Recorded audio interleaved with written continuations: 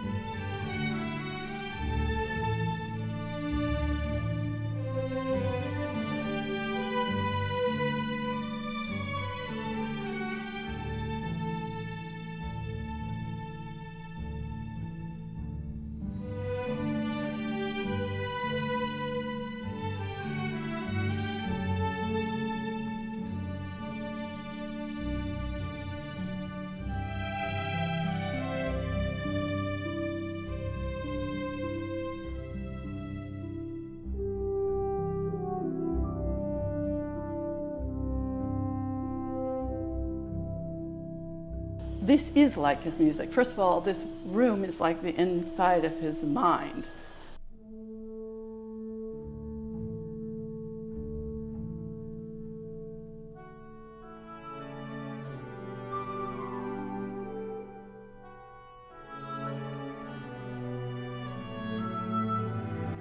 So this is actually where he composed. This is piano. And this is pretty much where he spent his day. He had a very unique style of playing the piano, kind of had a childlike quality to it. It's kind of funny that to make the sustained sounds of the strings, didn't use the piano pedals. He played I can't play, but if he was going to play a C major chord, he'd just play like this, a very light touch. So it would be like very reverberant.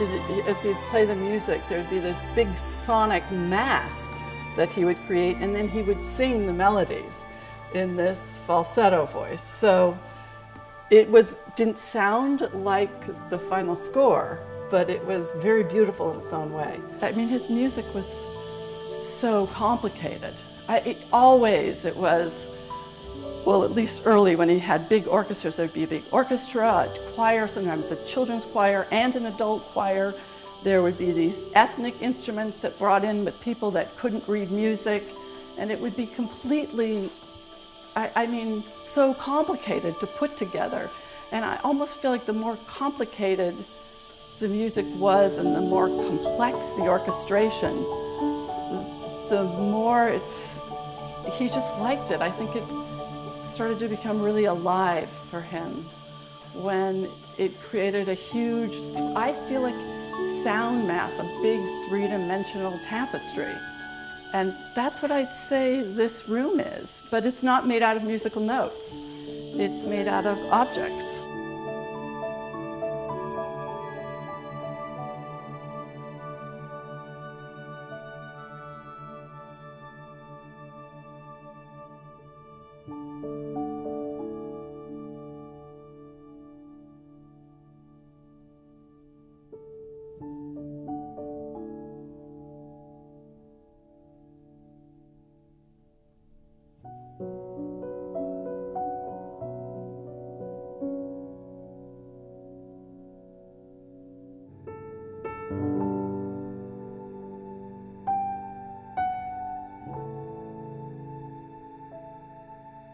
I just think it's a really unique creation.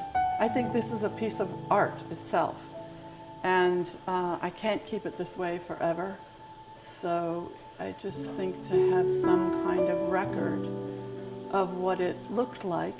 His house is like this, the bedroom's like this, the flat in London is like this. I have rooms full of this stuff that is in, we have a lot of buildings. They're all full of stuff he bought like this.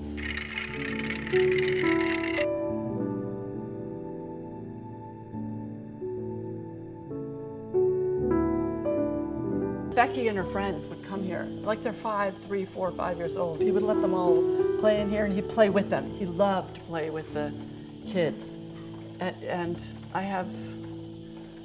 that's pretty much what he did. He played with them. If they danced with scarves, he danced with scarves. So my sister wanted a dachshund, just one, and we ended up with 3. And since those 3, we've ended up with 2 more. And it's one of the spares. It's a spare thing. Like you get one, you get multiples. They just sort of showed up, and they're very intense animals with very intense personalities, and just nothing was average. It's not like you got the golden retriever that you'd play fetch with and sleep on the bed and the ground or whatever. It's every dog or every animal, every contribution that he had to our family was way beyond average. Nothing was ever normal, whatever normal is. Yeah, he's a little boy, always. And when you would go out with him, or when I would go out with him, it was always like going out with a magical child. And it was captivating. He was super bright.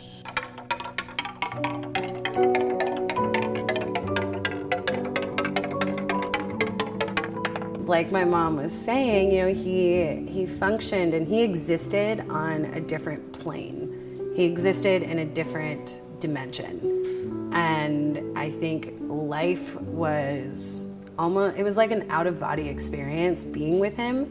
And I just imagined him sitting back and watching all these people and just kind of, moving things around, because he wasn't in it. He wasn't in the trenches. He was, as a person, somewhat removed. And he could manipulate things from afar and then retreat to the magical kingdom of solace.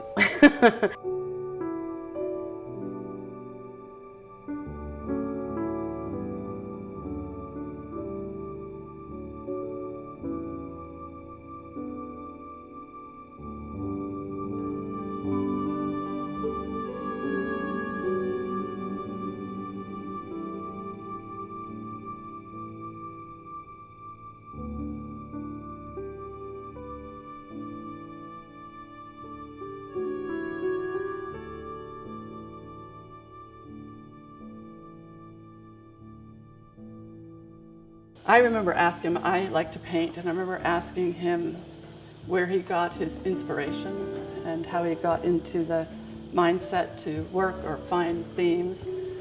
And he said, he's completely serious.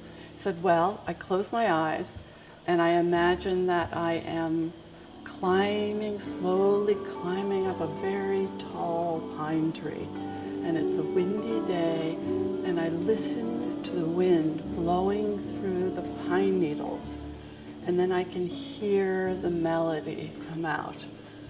He is very mystical, I guess, in his way. I tend to remember him for the melodies or the feelings, but really his gift was that he could make a movie play. I mean, it would have all of this feeling and emotional life and depth with the score, and without the score, it was sort of empty.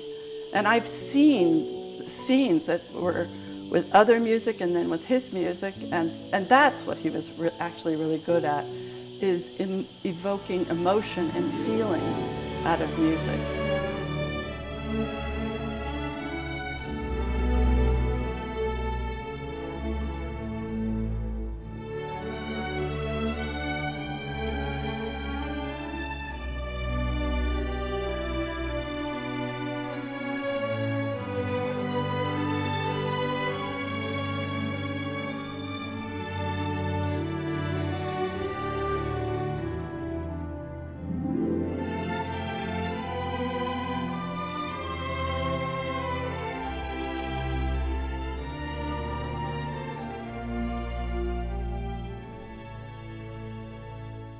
he would say himself, and did at the end of his life, that he had Asperger's. And he definitely had a different kind of neurological wiring and had very difficult for him to understand people's emotions. And he would often ask you, if you're screaming at the top of your lungs, are you angry? Like he couldn't read. I mean, I'm exaggerating, but it'd have to be really extreme for him to get the emotion. And he was often confused. And if you think about, he can't read it or exchange it really with people. I mean, he could exchange intimacy and closeness, but the emotional conversation wasn't really available to him. And then you think, well, he does it in music. That's where he could communicate emotionally.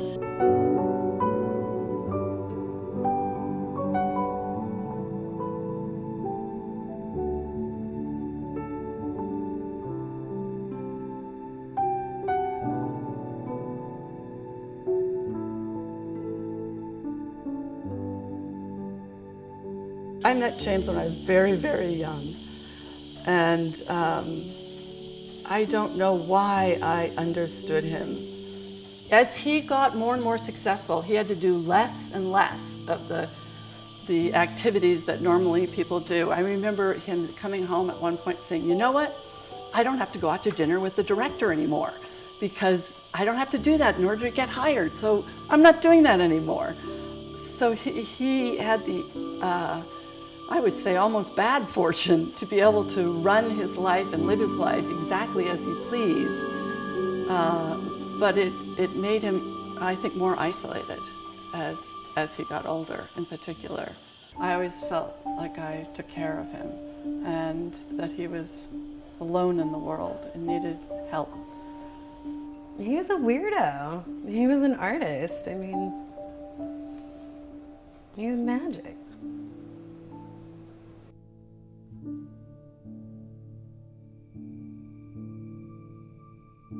I would just sit outside and listen, and it was always very evocative, the music, and then it went with the outdoors and the trees. People would say, well, you have his music, which is a listener's perspective, but you don't have the person.